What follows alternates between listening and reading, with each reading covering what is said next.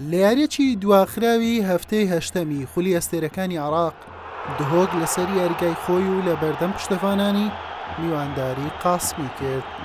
نیوە یەکەم یاریەکە لەگەڵ بوونی هەوڵی گۆڵ بۆ هەردوویانە، بەڵام بە ئەنجامێکی سپی کۆتایی هات. لە نیوەی دووەم و لە خولەکی 55 شەرقی بەحری مەغریبی گۆڵێکی نایابی تۆمار کرد و دهۆکی لە یاریەکە با گۆڵ یەکەم پێشخست.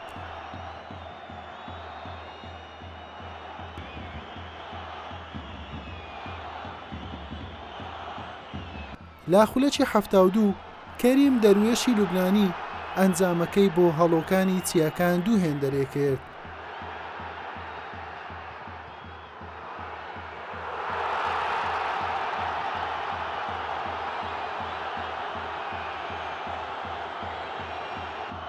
بەر لە کۆتایی هاتنی یاریەکە قاسم گۆڵێکی تۆمار کرد، بەڵام دوای گەڕانەوەی نابژوان بۆ ڤار گۆڵەکەی ڕەت کردەوە. یاری بە دوو گۆڵی پاک بە سوودی دهۆک کۆتایی هات. بەم سەرکەوتنە هەڵۆکانی چیاکان بە ئەنجامدانی دەیاری بوونە خاوەنی 15 خاڵ، هەڵکشانە ناوەڕاستی ڕیزبەندی. قاسمیش بە 11 خاڵەکەی لە خانەی 15 ڕیزبەندی مایەوە.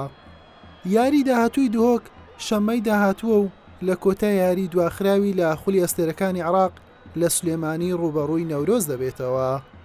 حوسێن محەممەد، کەناڵی پێام.